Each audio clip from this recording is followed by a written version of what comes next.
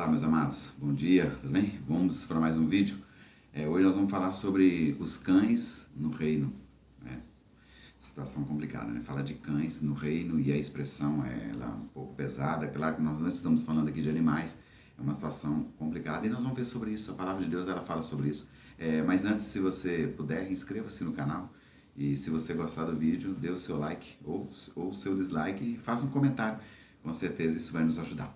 Ok? Olha, a ideia de falar sobre essa questão dos cães no reino de Deus, ou como diz Paulo lá em Filipenses, capítulo 3, versículo 2, né? Olha, guardai-vos dos cães, guardai-vos dos maus obreiros, guardai-vos da circuncisão. Olha, ele falou de três coisas aqui importantes sobre a questão de guardar: dos cães, dos maus obreiros e da circuncisão, que na verdade eram três assuntos que eram muito falados naquela época e aos filipenses com certeza isso não poderia deixar de mencionar. E por que de repente fala sobre guardar dos cães? O que seria isso? Quando a gente para pensar, e se a gente for considerar que seria animais, claro que não, né? O Senhor, ele usa algumas expressões para nos fazer entender, inclusive na própria lei de Moisés, quando o Senhor fala, por exemplo, não atar a boca do boi, né, que trabalha, porque se de repente cai uma espiga de milho no chão, o boi pode comer se a boca dele está livre, está aberta.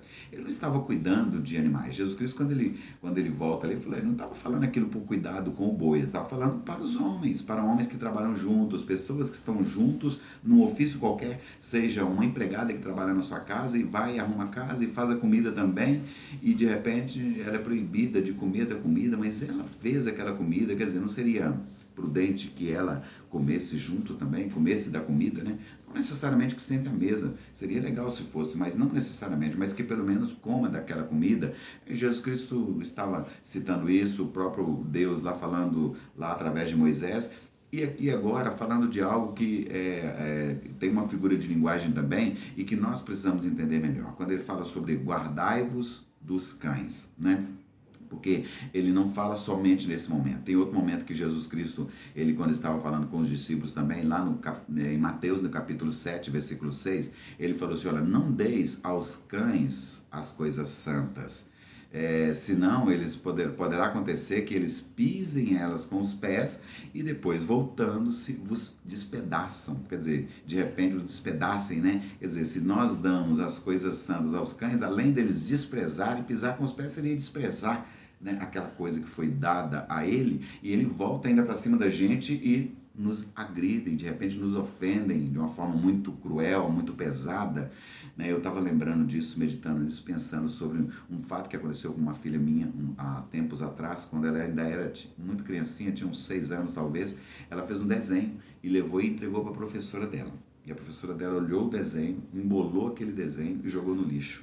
Quer dizer, coitada da minha filha, ela ficou muito mal com aquilo, mas tão mal que ela chegou aos soluços dentro de casa, com dificuldade até de contar, de tanto que ela chorava. O que ela fez?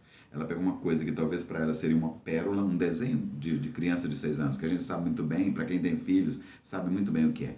Mas ela chega, pega e dá para alguém que não sabia receber aquilo com um coração receptivo. E ao final de tudo, além de desprezar aquilo, né, ainda joga no lixo. É claro que isso serviu para minha filha como uma agressão emocionalmente. Então, isso é muito desagradável. Estou contando uma coisa aqui que para nós realmente é muito desagradável, mas para a gente refletir sobre isso que Jesus fala, olha, não deis aos cães as coisas santas, porque além dele desprezar aquilo que você está dando, ele pode te despedaçar depois, né? Isso é muito complicado. E é claro que, falando disso, né, nós não estamos falando só de outras pessoas, falando de nós também. Será que nós não temos que nos guardar em relação a isso? Para que nós não venhamos proceder dessa forma?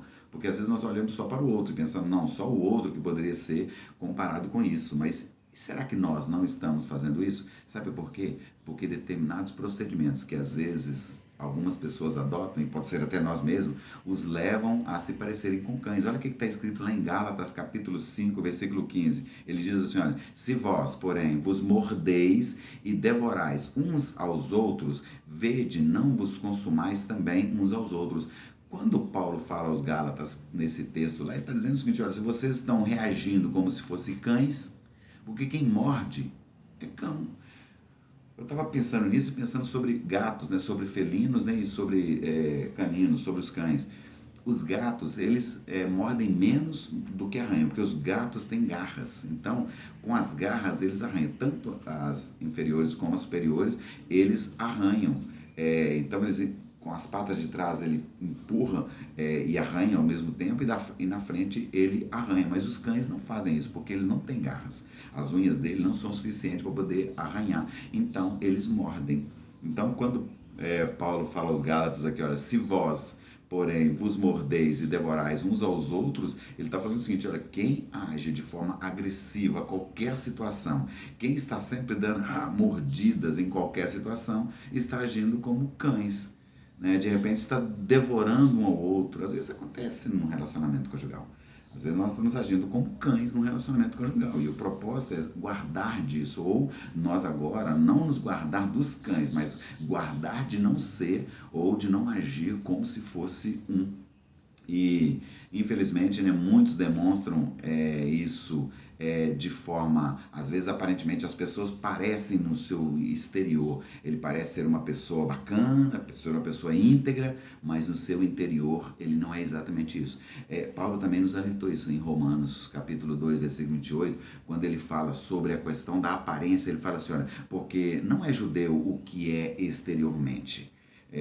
Também, aí ele fala, e nem é circuncisão o que é exteriormente na carne. Ou seja, a expressão santidade não significa apenas uma cirurgia que é feita no corpo. A expressão santidade tem que sair de dentro do coração. Da mesma forma, quando ele fala a questão de ser judeu, olha, tem tudo de judeu, tem aparência de judeu, tem identidade, né, aquele documento que a gente apresenta para as pessoas de judeu, mas na verdade no seu interior ele não é judeu. Ou seja, porque não é judeu o que é exteriormente, ou não é uma pessoa que vive em santidade o que é exteriormente, mas sim o que está dentro. Claro que o que nós somos exteriormente reflete o que tem dentro da gente, mas às vezes muitos estão fazendo isso como uma forma de enganação, e ao final de tudo a gente percebe que ele age como se fosse um cão. Aí mais uma vez, falando aquilo que foi citado lá no começo em Filipenses 3:2, guardai-vos dos cães. No reino há algumas pessoas que estão agindo dessa forma. E você? O que é que você tem feito? Não haja dessa forma. Seja diferente. Faça a diferença no seu lar, na sua casa, no seu casamento. Faça a diferença com seus filhos.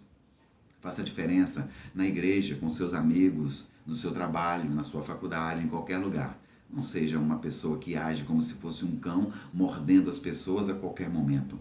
Mas haja como se fosse um servo de Deus, vivendo em santidade. Amém? Que Deus abençoe a todos vocês e até o próximo vídeo, se Deus quiser.